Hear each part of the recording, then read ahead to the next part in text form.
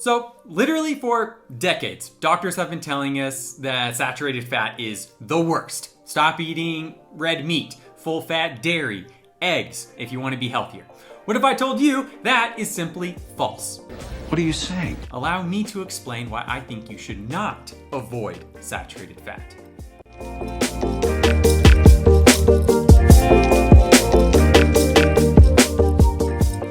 Hey beautiful humans, welcome back to Inc. Nutrition. My name is Jack, I'm a registered dietitian, and I'm here to help translate the science of nutrition so that you can live a healthier and happier life. Please like, comment, and subscribe for videos every week. We have been encouraging a low-fat diet for a really long time, and honestly, it makes me pretty upset. I think it's actually a national tragedy because a lot of the issue is based on bad science or bad interpretations of the science. The problem is bad science drives out good science. The famous example, which is important, is the 7-country study in which the researcher Ansel Keys linked fat intake with heart disease, which has now been heavily criticized for several reasons. For one, there were actually 22 countries in the study, but he cherry-picked 7 countries, the data from just 7 out of those 22 to really get a correlation that he wanted. But when you include all of the data, there was actually no correlation. Also, the study failed to control for a lot of variables, including trans fat, which we know is bad. And then finally, it was all based on observational studies, not actual clinical trials. So we can only take those correlations so far. But anyways, that study, in addition to a few others, led to the American Heart Association and the government to make dietary recommendations for a low-fat diet. And then for decades after, we started seeing advertisements and promotions and products encouraging a low-fat diet. And I also kind of get it why people would naturally be a bit fearful from eating fat simply based on the word, assuming that eating fat makes you fat. It's the fat that makes you look fat. But that is far from the truth, and we now know that fat is super important for long-term health. So why do we demonize saturated fat? A lot of it has to do with cholesterol. Doctors love to talk about cholesterol, but here's the truth. Eating a lot of saturated fat does in fact raise LDL cholesterol. However, LDL, we now know, is not a strong predictor of cardiovascular health.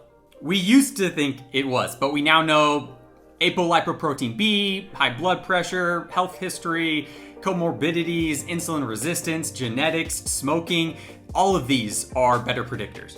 High quality, large population studies and recent meta-analyses fail to show a direct correlation between dietary cholesterol and risk for heart disease. That is the truth. However, ultimately the dose is in the poison, right? If 80% of your calories are coming from saturated fat in your diet, that's going to be a problem, and undoubtedly it's going to increase your risk for certain long-term health outcomes. So let's talk about the research that we should be looking at. I do think that studies looking at what raises or lowers certain blood markers can be helpful, but I think what is more valuable is looking at what raises or increases your risk for actual cardiac events like heart attacks or mortality. So I want to highlight 3 pretty big influential studies here. The first one was the Women's Health Initiative Dietary Modification Trial, which looked at low-fat dietary patterns and weight change over 7 years. So there were 161,000 women who cut their saturated fat intake from 30% to 10% of total calories. And what were the results? No effect on weight loss or heart disease. The next one was the Sydney Diet Heart Study, where nearly 500 men who had a heart attack the researchers decided to remove saturated fat in these patients and subjects and replace it with soybean oil and unsaturated omega-6 fat, and all had a drop in LDL, right, which sounds good, except their risk for having another heart attack went up by 60%.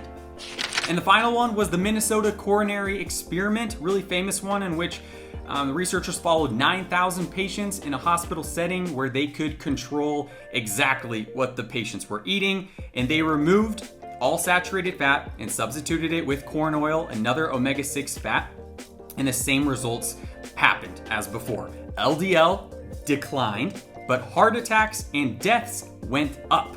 What? Right? And by the way, these results were not published until recently, decades after, because the researchers just didn't like what they saw, which is actually probably more common than you think. So why did we ultimately see these pretty profound results? I think it's very clear from these studies that it matters what you replace the saturated fat with. So yes, they included an unsaturated fat, but it was an omega-6 fatty acid, which tends to be more inflammatory, all right, than an omega-3. And so real quick, I want to talk about the importance here between omega-6 and omega-3. You want a pretty good ratio, a fairly even ratio between omega-6 and omega-3 fats in your diet. The average American gets anywhere from 15 to 20 to 1 ratio of omega-6 to omega-3, and we want, again, closer to even, less than 4 to 1. And so what happens over time is that inflammation builds up, chronic systemic inflammation, which is the number one real risk factor and direct cause for cardiovascular health problems. And what's probably the simplest way to decrease the amount of omega-6s and increase the amount of omega-3s, it's just limiting your highly processed foods. All right, so that's number one, because that will reduce the amount of inflammation in your body, no doubt. Also, we need to definitely limit or completely remove the amount of trans fat in our diet, and then also refined carbohydrates, right? So those three things, highly processed foods, trans fats, and refined carbohydrates, aka added sugars, those are probably more important. I would argue they absolutely are more important to focus on reducing rather than saturated fat. So in conclusion, saturated fat should no longer be considered the villain. I will say, trans fat, yeah, it's bad, and you don't really want to have any of that because our bodies don't actually have the enzyme to break it down, and so it sticks to our arteries, clogging them up. So we should limit the amount of fried food we have, no doubt. But saturated fats are different, all right? And furthermore, there are different types of saturated fats based on the length of carbon chains. And just to give you an example, the saturated fat found in coconuts and dairy products actually tends to be healthy.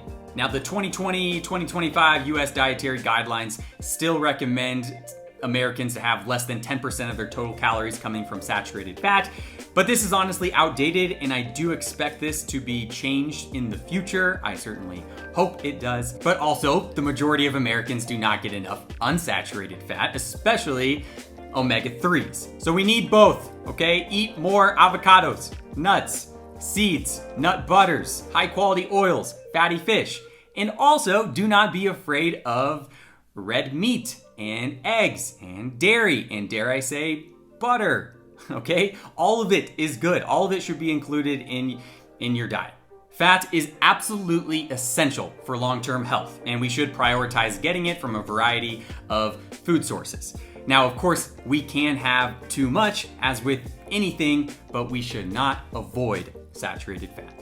That's all I have for you today. Thank you so much for watching. I hope you learned something. If you have any questions, if you want to challenge me, drop it in the comments below. Let's have a discussion. All right. If you want to talk about anything else in the world of nutrition, also drop it in the comments. Please like, please subscribe. Again, my name is Jack, registered dietitian with Inc. Nutrition, and I hope everybody has a delicious day. Thanks so much. Fat does not make you fat. Eat more. And also, all right, talk to you next, or not talk to you, see you, eat more butter, not too much.